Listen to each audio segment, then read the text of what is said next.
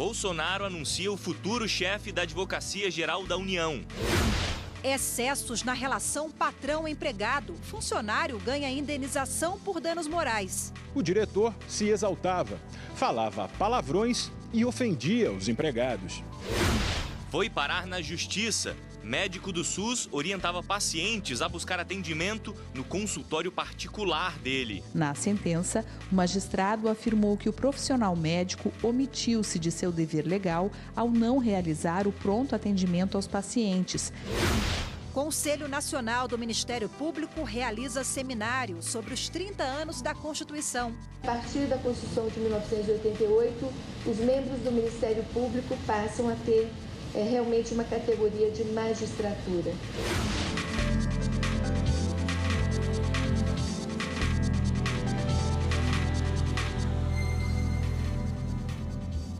Olá, boa tarde. Boa tarde. A Procuradora-Geral da República, Raquel Dodge, pediu ao Supremo que impeça o deputado federal Newton Capixaba de trabalhar na Câmara durante o dia. O parlamentar foi condenado a quase 7 anos de reclusão por corrupção passiva cometida durante o mandato dele. E quem tem os detalhes sobre esse assunto e conversa com a gente ao vivo agora é a repórter Aline Barcelos. Oi, Aline, boa tarde para você.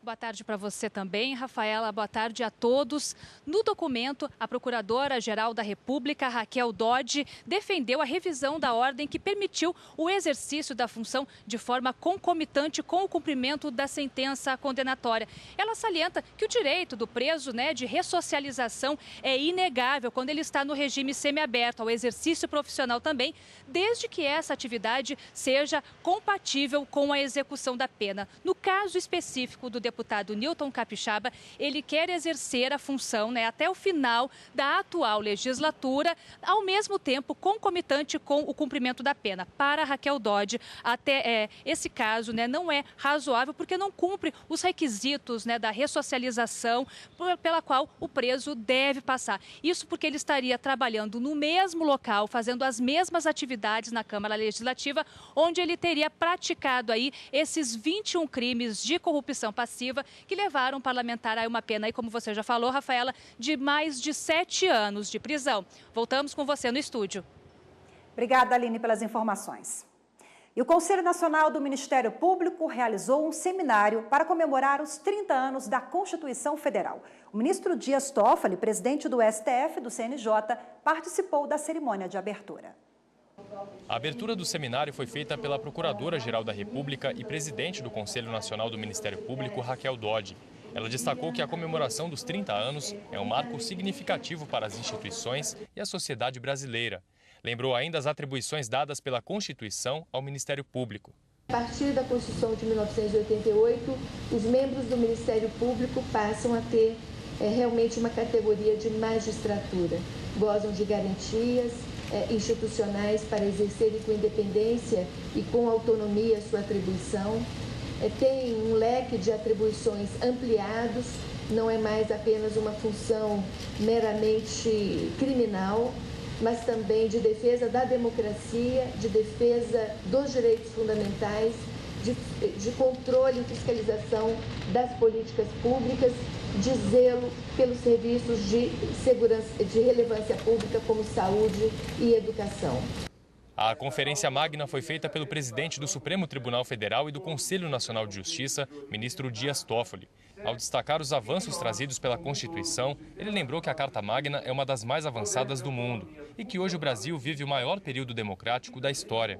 A Carta atual é responsável pelo mais longo período democrático da história do país. Passados 30 anos, a Carta permanece uma das mais avançadas e democráticas do mundo contemporâneo. A promulgação da Constituição de 1988 representou, mais do que o rompimento com a ordem normativa anterior, um compromisso com a instauração de um novo país. Um país e uma nação democrática, um país livre, justo, solidário e igualitário. O ministro Dias Toffoli também recebeu da Procuradora-Geral da República um exemplar com a atuação do Ministério Público em números. Além da conferência, outros 4 painéis com ministros de tribunais superiores, juízes, procuradores, professores e outros convidados vão tratar de temas como administração pública, direitos políticos, direito eleitoral e balanço e perspectivas sobre a atuação do Poder Judiciário. O advogado André Luiz de Almeida Mendonça vai chefiar a Advocacia Geral da União a partir do próximo ano. O nome dele foi anunciado na manhã de hoje pelo presidente eleito Jair Bolsonaro pelo Twitter.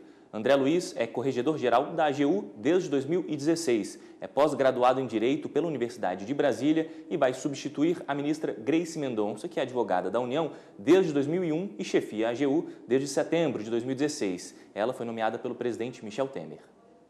O plenário do STF deve julgar a constitucionalidade do decreto que prevê indulto natalino, concedido pelo presidente Michel Temer no ano passado. A ação é da PGR, que discorda de benefícios que alcançariam condenados por crimes do colarinho branco.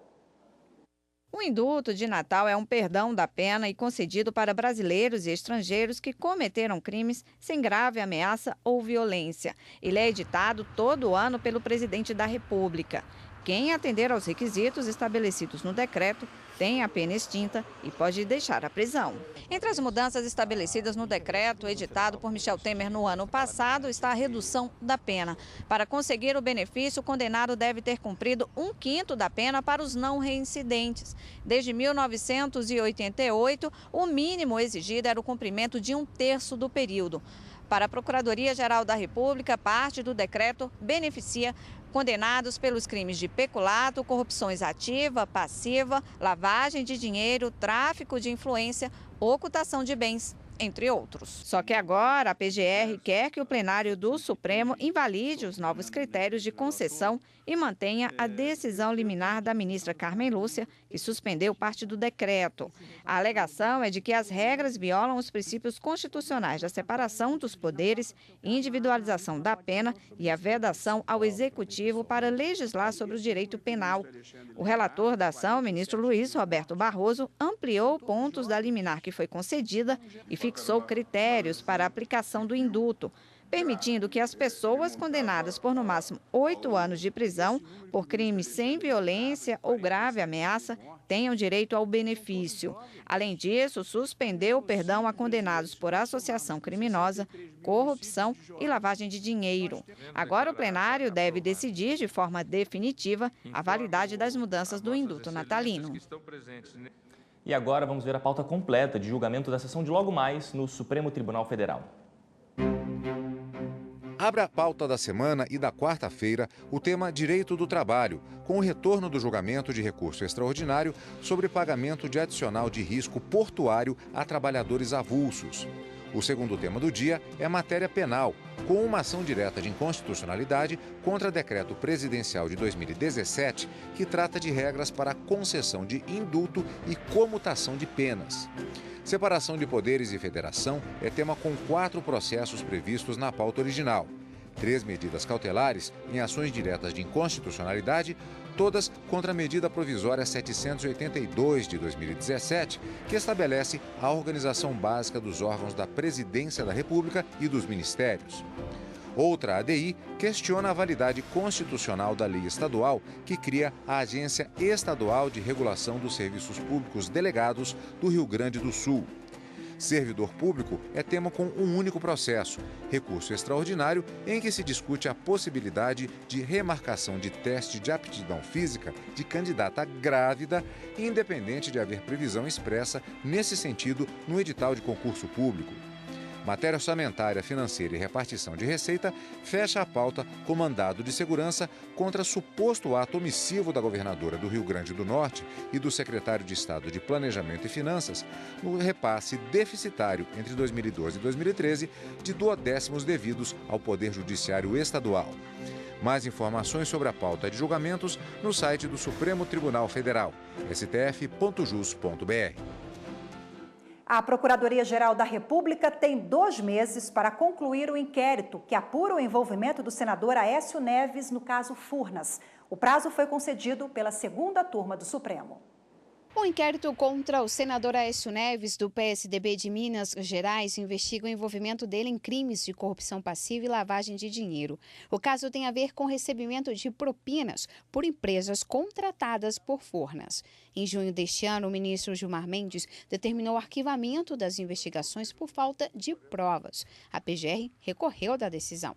O julgamento chegou a ficar empatado na segunda turma. Os ministros Gilmar Mendes e Dias Toffoli foram favoráveis ao arquivamento. Já Celso de Mello e Edson Fachin votaram para seguir com as investigações na primeira instância. O ministro Ricardo Lewandowski desempatou nessa terça-feira. Agora, a PGR tem 60 dias para fazer as novas diligências. Entre elas, investigar informações bancárias relacionadas a Aécio Neves, obtidas em 2017 por meio de um acordo de cooperação internacional firmado pela Procuradoria com o Principado de Liechtenstein, na Europa. Diante desse cenário, penso que as informações bancárias aludidas acima deveriam ser analisadas pelo parquê, apontando-se concretamente provas suficientes para a continuidade das investigações. Já na primeira turma, os ministros julgaram casos de Ricardo Ataíde Vasconcelos, condenado a 12 anos de prisão por matar um homem dentro de casa em Montes Claros, Minas Gerais. Segundo a denúncia, a vítima teria assediado o filho de Ricardo, de 18 anos. O crime foi bárbaro. Foi bárbaro, porque ele podia simplesmente ter expulso o rapaz de casa. Era um rapaz, e o filho era um rapaz de 18 anos que tinha plenas condições de se defender. Na verdade, foi um gesto de homofobia. No ano passado, o relator ministro Marco Aurélio decidiu que o réu deveria responder pelo crime em liberdade até o julgamento final. E nessa terça-feira, confirmou a decisão.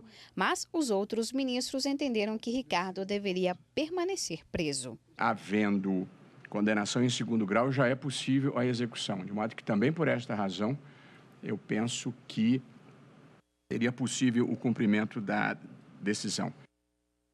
E depois do intervalo, o médico é condenado por cobrar atendimento a pacientes do SUS. Outro médico plantonista atuou como informante no processo, confirmando a prática criminosa.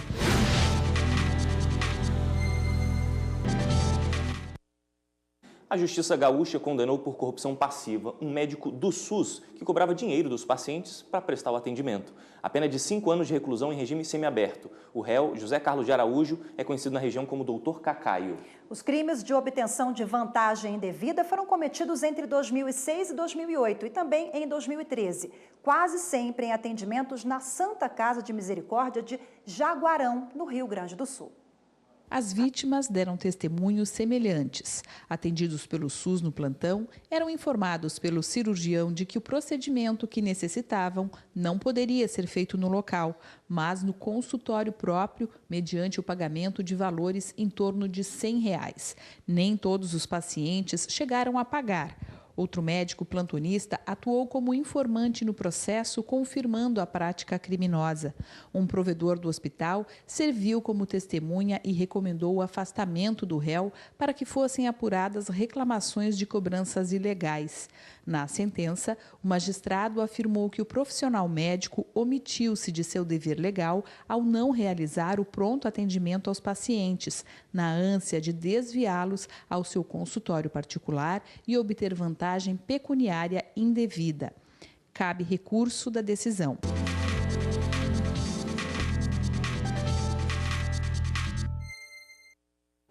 E vamos continuar nesse assunto e para isso está aqui na bancada do Jornal da Justiça a advogada Thaís Maia, que é especialista em saúde. Boa tarde, obrigada. Boa tarde, obrigada. Bom, vimos agora na reportagem que esse caso aí envolve várias infrações. Temos a questão da ética do médico, a cobrança, né? De fato, são várias infrações que vão ser respondidas em várias esferas. Exatamente. Essa situação ela vai ensejar, vai demandar aí várias ações, né? A gente tem um aspecto penal de corrupção passiva. A gente tem também processos administrativos, então, tanto em relação ao Conselho Federal de Medicina, ao Conselho Regional, no caso, e também em relação à Secretaria de Saúde. Então, são instâncias diversas e, claro, que um resultado vai poder influenciar no sentido de demonstrar como foi o entendimento de um conselho. Né? Que tipo de punição o Conselho Regional de Medicina pode dar para esse médico, por exemplo? Olha, o Conselho Regional de Medicina ele tem aí desde advertência, suspensão, até mesmo cassação. né? A cassação do registro médico é a maior penalidade, mas não, é um pouco incomum, né, que se casse médicos. No ano de 2016, se eu não estou enganada, foram de 4 ou 6 cassações no Brasil todo. Né? Então, é um processo que é moroso, um processo administrativo que é um pouco demorado. Porque é a punição máxima, né? É a punição máxima, exato. E aí existe um certo corporativismo também, pode existir ou não, né? Mas, agora, como coibir essa relação? Essa relação, no caso, entre o paciente e o médico, né? Porque às vezes o paciente, no caso concreto que vimos aqui na reportagem, ele não sabe, ele foi induzido ao erro. Olha, esse procedimento não faz aqui, faz na minha clínica. O médico diz que não pode, Exato. A pessoa está ali naquele momento, né? Então, o ideal, assim, primeiro é que o próprio profissional médico tenha essa noção do que ele pode e o que ele não pode fazer. A partir de que momento ele vai estar infringindo a ética, né? Então, se ele, às vezes, não tem essa noção, a gente pode investir, por exemplo, treinamentos, cartilhas, né? Essa questão da ética é realmente muito importante e ela deve ser sempre relembrada. O Conselho Federal de Medicina, a gente pode dizer que é um conselho muito atuante nesse aspecto. Então, são muitas resoluções todos os anos, pareceres. Então, realmente tem que ter aí uma reciclagem nesse aspecto, né? Agora, claro, nessa situação específica, aparentemente, parece que o médico estava agindo com um certo dolo, né? Então... E aí, nessa hora, o paciente, percebendo a situação, deve denunciar na hora essa situação. Deve denunciar, ouvidoria, Secretaria de Saúde, boletim de ocorrência, né? Então, dependendo de como essa relação vai acontecer, a gente vai estar diante até de um estelionato. Agora, o paciente ele pode processar um médico?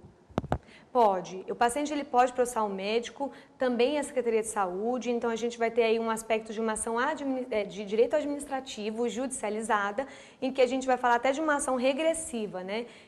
A Secretaria de Saúde vai atrás depois do médico, então um processo um tanto mais complexo, pouco mais responsabilidade solidária, no caso da Secretaria também? Exato.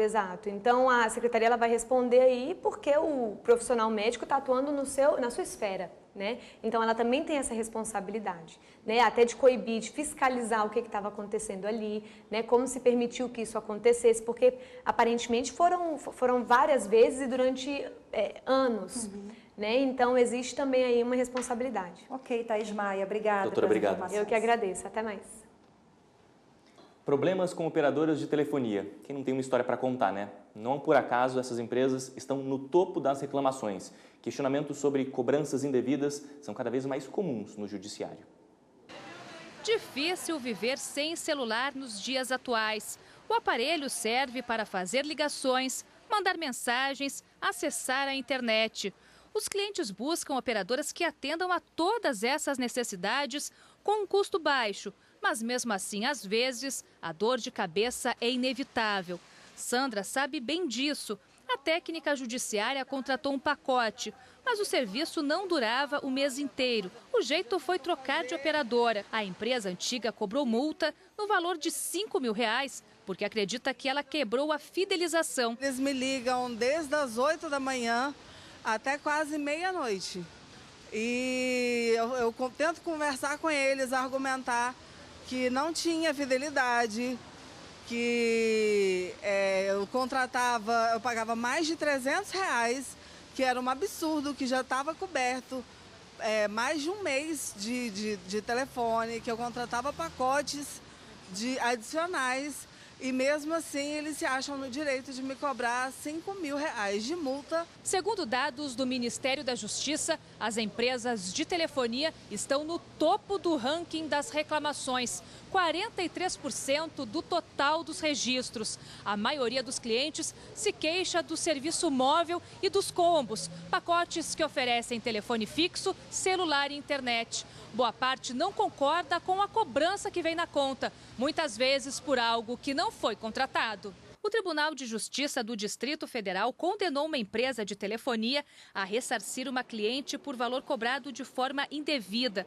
A mulher queria um serviço mais em conta e por isso trocou de plano. Mas, ao contrário disso, as faturas começaram a ser mais altas. A desembargadora que julgou a ação disse que o contrato tinha uma falsificação grosseira da assinatura da cliente. A magistrada se baseou no artigo 42 do Código de Defesa do Consumidor, que diz que na cobrança de débitos, o consumidor não pode ser exposto a ridículo, nem será submetido a qualquer tipo de constrangimento ou ameaça. Nos casos em que a cobrança for indevida, o cliente pode pedir na justiça o ressarcimento em dobro. Quando ele pactua um contrato, ele acorda com os direitos e os deveres do contrato e se torna lei perante as partes. A partir do momento que há uma alteração, ambas as partes têm que estar de acordo. Caso contrário, se houver algum desacordo unilateral, nesse caso haverá um vício no contrato. E esse vício poderá ser contestado, seja administrativamente com a própria empresa, e caso não seja resolvido com a empresa, ela pode recorrer ao judiciário para ser reconhecido o direito.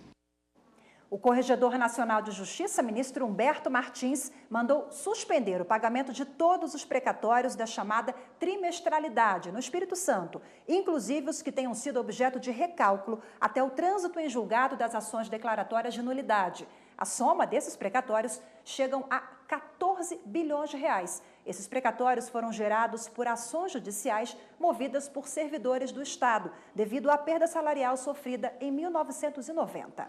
Apesar do pagamento estar suspenso por conta de decisões liminares, o corregedor acolheu o argumento do Estado do Espírito Santo de que existe risco de pagamento de precatórios originários de processos sem nenhum impedimento para liquidação e, por isso, determinou a suspensão. E a seguir, STJ fixa tese sobre cobrança judicial do IPTU. A contagem do prazo de prescrição da cobrança judicial do IPTU é o dia seguinte ao vencimento.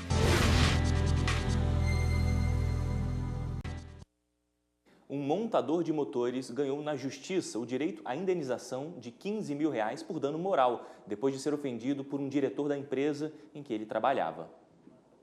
Ao julgar o caso, o Tribunal Regional do Trabalho em São Paulo excluiu a condenação de R$5 mil estabelecida em primeiro grau a ser paga pela empresa ou empregado. O regional acatou os argumentos de defesa da empresa de que os xingamentos proferidos pelo diretor não eram dirigidos especificamente ao empregado.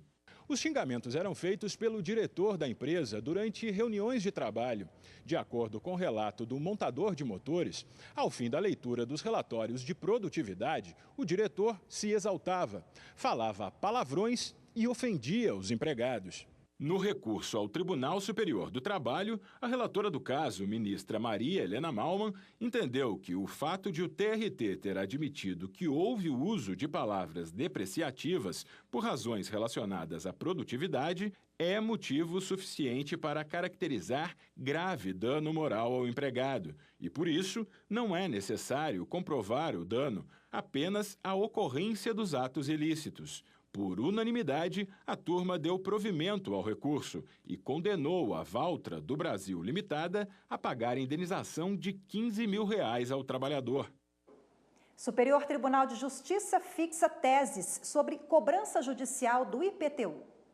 Os ministros da primeira sessão entenderam que a contagem do prazo de prescrição da cobrança judicial do IPTU é o dia seguinte ao vencimento e, portanto, a Fazenda não pode ajuizar execução fiscal, embora a dívida passe a existir a partir do envio do carnê para o endereço do contribuinte.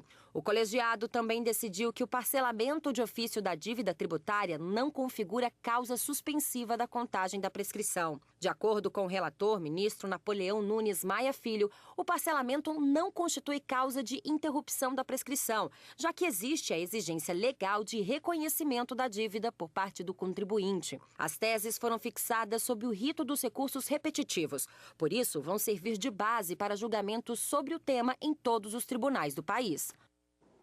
Os ministros do Tribunal Superior Eleitoral já começaram a aprovar os relatórios de apuração das eleições de 2018. Confira na reportagem de Nathalie Machado. O plenário aprovou os relatórios da apuração do primeiro turno das eleições presidenciais para os grupos 3 e 6. O grupo 3 estava sob relatoria do ministro Jorge Mussi e era formado pelos estados de Sergipe, Ceará, Maranhão e Goiás. O ministro Luiz Roberto Barroso era o relator do grupo 6, formado por 7 estados e pelo Distrito Federal. Distrito Federal, Rio Grande do Sul, Rio Grande do Norte, Acre, Amapá, Roraima e Rondônia.